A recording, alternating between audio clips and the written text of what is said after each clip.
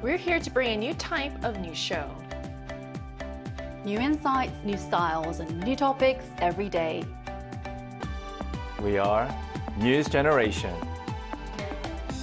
Bringing news just for you. It's Tuesday, September 30th here in Seoul. I'm Isujin, and this is News Generation. Joining us today is Chuyeon. Good morning, Sujin. Good morning. Also, Q's with us. Always good to be here. Good to have you. Both are here to speak on behalf of people in their 20s and 30s. So as we step into the second day of the work week, many of us might already be thinking about how to recover from a little too much weekend indulgence, especially with the Chuseok holiday coming up soon. That means big family gatherings, endless amounts of delicious food, and usually a few extra helpings we promise ourselves we won't take, but do anyway.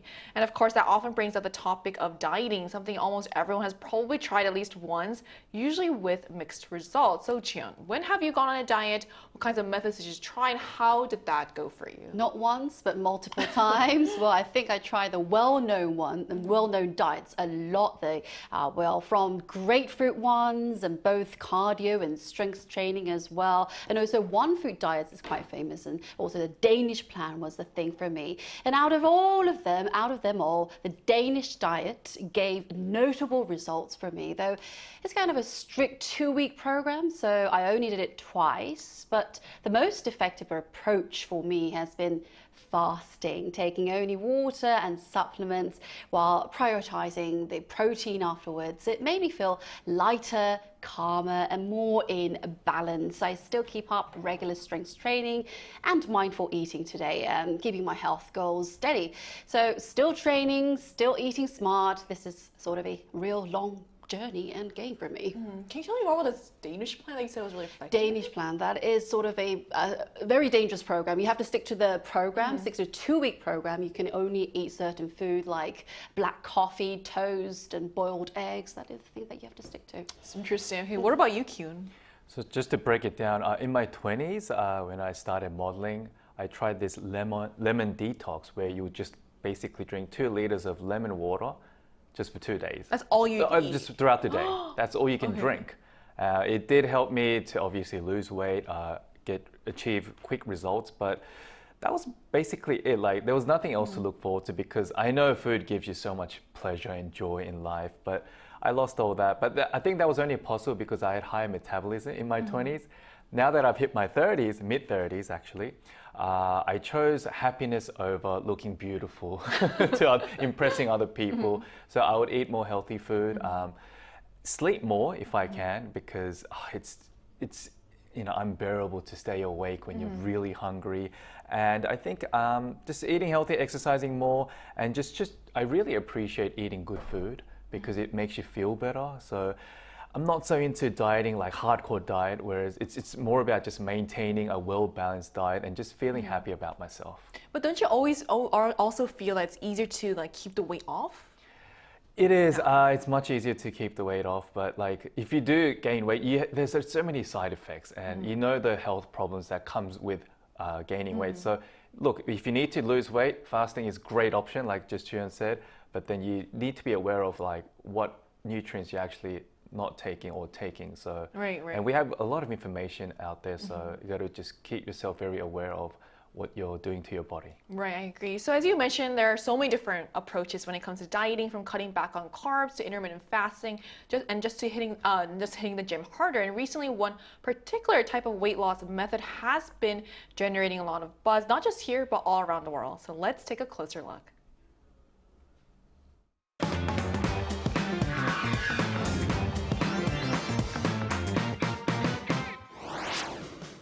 We've all had those moments, feeling guilty after overeating or simply wishing we were closer to our ideal weight.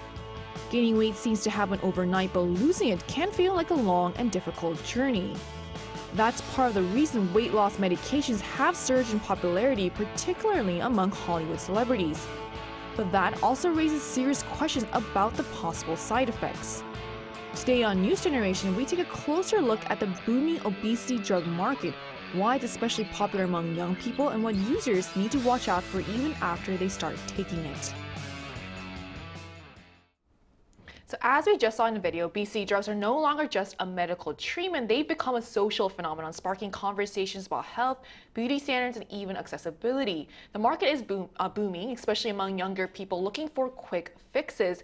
And since dieting is something everyone pays attention to these days, can you tell us just how big the weight loss drug market has grown, Jian? It is huge indeed. It is booming right now. The anti-obesity drug market has expanded at an astonishing pace as obesity becomes a true global health issue. So over 1 billion people worldwide are now classified as overweight, and in Korea alone, nearly half of men and 1 in 5 women in their 30s have a BMI over 25, which is a body mass index, that is. And over 25, hitting 25 means that you are overweight. So this is kind of a problem. And because of the related health problems that it has and complications, more countries now treat obesity as a medical condition that must be managed, not a lifestyle choice. As a result, more than 170 obesity drugs are in development right now. And the global market is forecast to rise from $9 billion last year to over $100 billion by 2030. And this number keeps going up and up every time experts update their forecasts. So from diet to dollars, it's a heavyweight industry now. So these are really staggering numbers. More than 1 billion people worldwide struggling with obesity. Looking at Korea specifically, nearly half of men in their 30s are considered overweight by BMI standards, which is not always exact, but it's kind of unexpected, especially because that is really a huge proportion of the population. With numbers like that, it's no surprise that demand for new solutions is skyrocketing. And recently, some people have even called certain products miracle weight loss drugs. So what exactly are these products, Kieran? So the product, often called the miracle obesity drug, has emerged recently. Interest has surged worldwide thanks to the dramatic weight loss of well-known entrepreneurs, celebrities, and influencers, including Oprah Winfrey to Elon Musk and many other celebrities, even here in Korea. So according to those who have used it, it doesn't completely suppress appetite. What it does is it makes you feel full for a longer period of time with smaller amount of food. So it pretty much, you eat less and you feel full for a longer time. That's how it works. And many have reported that it goes beyond reducing appetite to lessening their desire to drink or even smoke.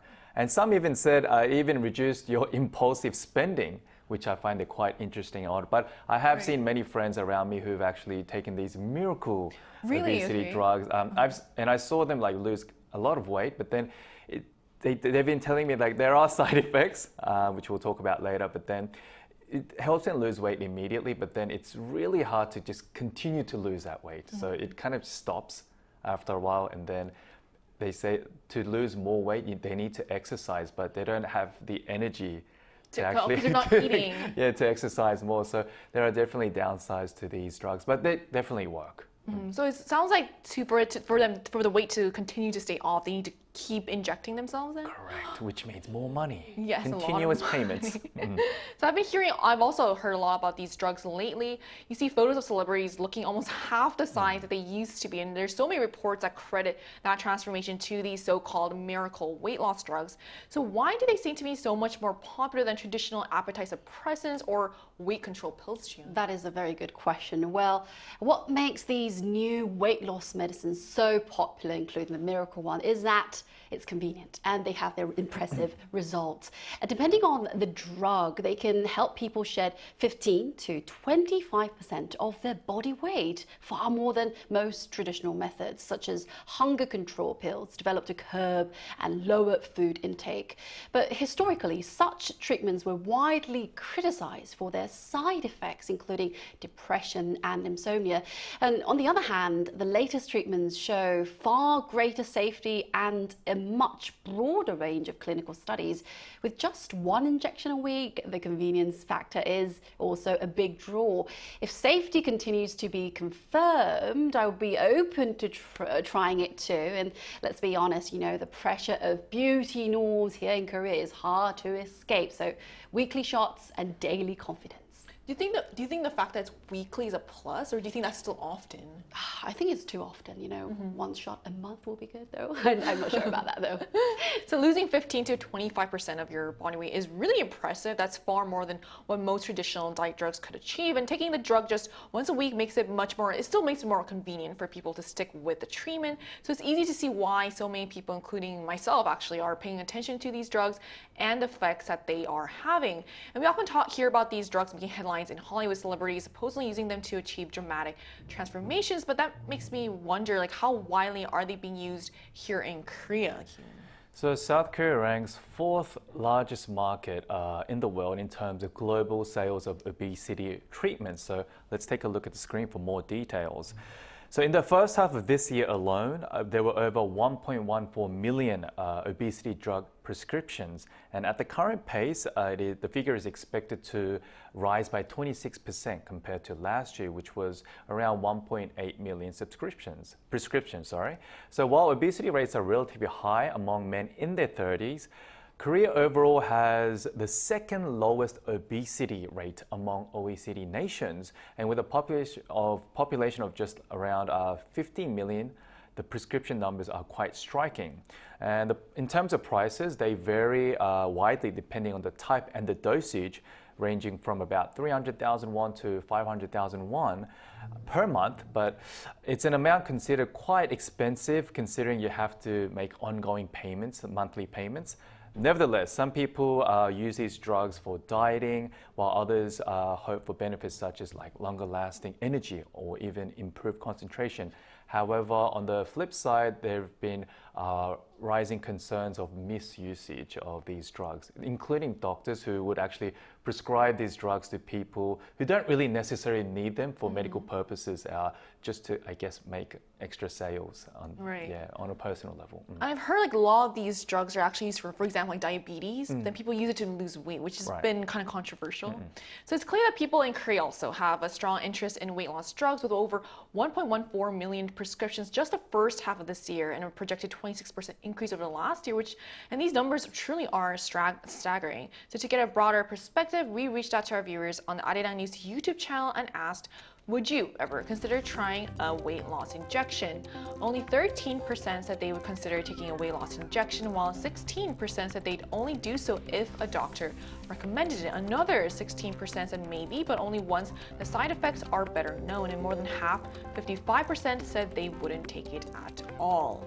So that's a pretty strong majority saying no. More than half of respondents wouldn't consider taking these drugs. It's interesting that while only 13% said yes, a combined 32% left the door open if a doctor recommended it or if more was known about the side effects. So that kind of suggests that people want reassurance. So to learn more about this, we're going to speak with a medical expert who will walk us through who really needs obesity medication, the potential benefits beyond weight loss, possible side effects, and the safest ways to use these drugs. And that conversation will take place right after the break, so don't go anywhere.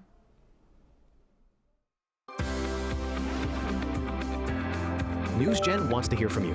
Go to YouTube and search out Channel Arirang News. Click Posts and cast your vote in the poll. Make a new type of news with us.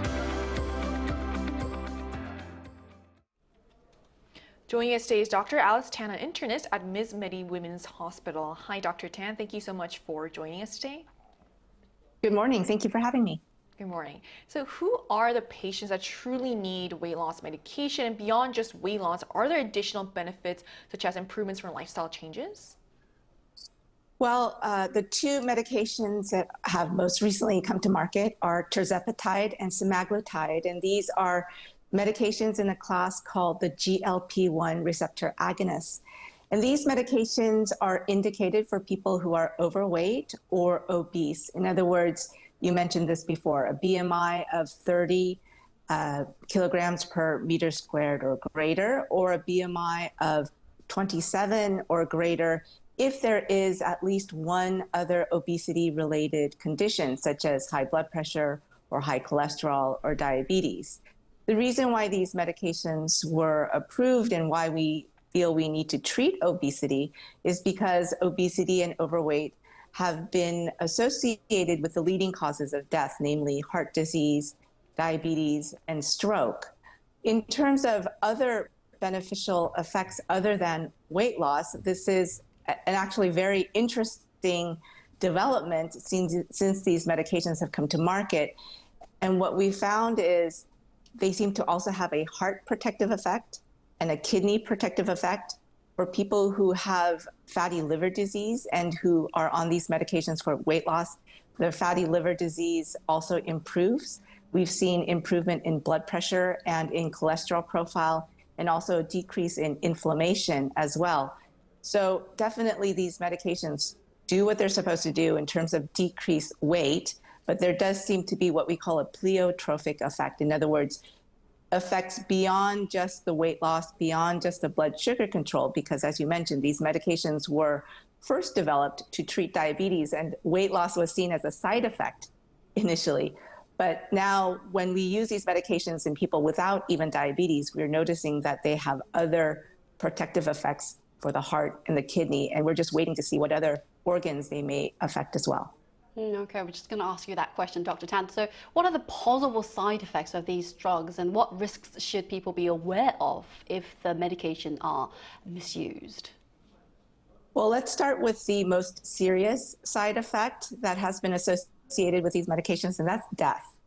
So in the UK, there was a study published in February 2025 that reported 82 deaths related to the use of these medications in their government registry for side effects.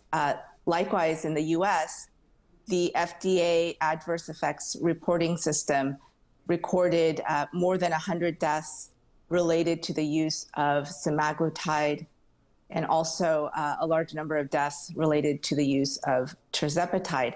Now, just because there is an association of the deaths doesn't mean that the drugs cause the death, but we do need to be aware that this is a potential side effect.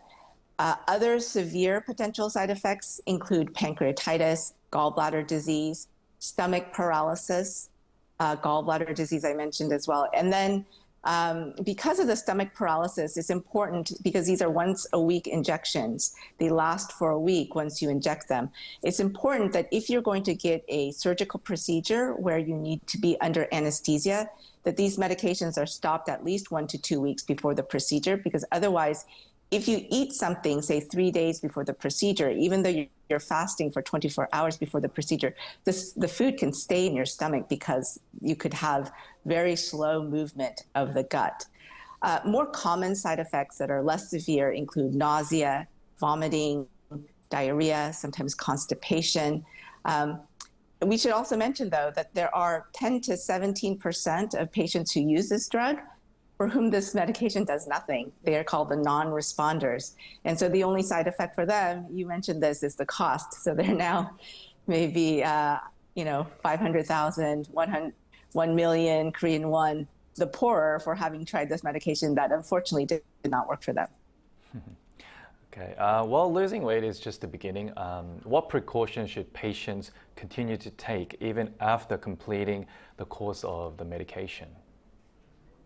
That's a very interesting question, because when you say completing the course, there are many proponents of this medication, especially the drug companies, that say that obesity is a chronic disease, just like blood pressure, and just like we take blood pressure medications really for the rest of our lives, in many cases, that this medication should also be taken indefinitely. The reason why is because many of the studies show that once a person discontinues this medication, all the weight that was lost, most of it does end up coming back. And so they may have to go back on the medication just to maintain the weight loss.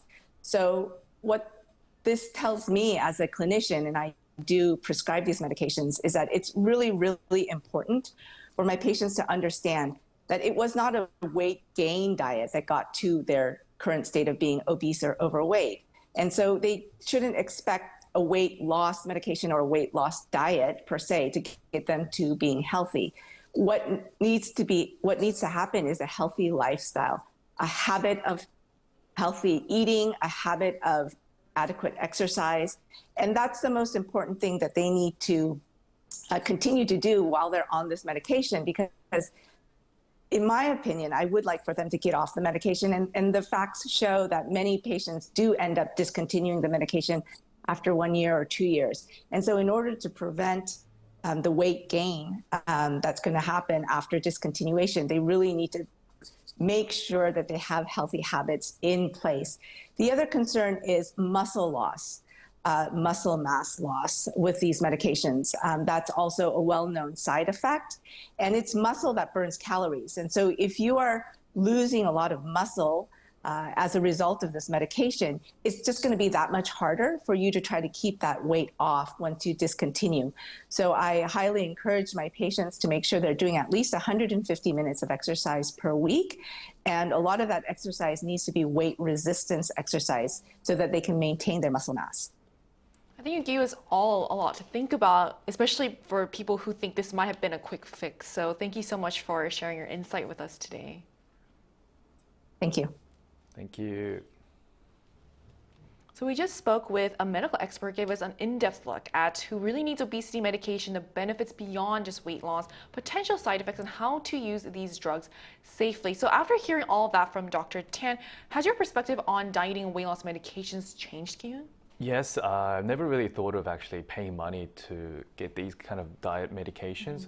So instead, I would just want to use that money to buy a really nice meal, good food, healthy food, and use that energy to actually exercise more and to maintain my muscles, because just like what Dr. Tan said, if you have less muscle, it makes it harder for you to actually burn the calories. So I'm going to maintain my muscles from now on to help me actually manage my body so that I feel happy both inside and outside. I think that really goes with what she was saying as well. So what about you, Chia? Don't misuse it. Don't misuse it is the most important problem that, a big problem for people. And talking about weight loss, I do think that, people care about their appearance so much. So if you are going to lose weight, think about your health at the same time.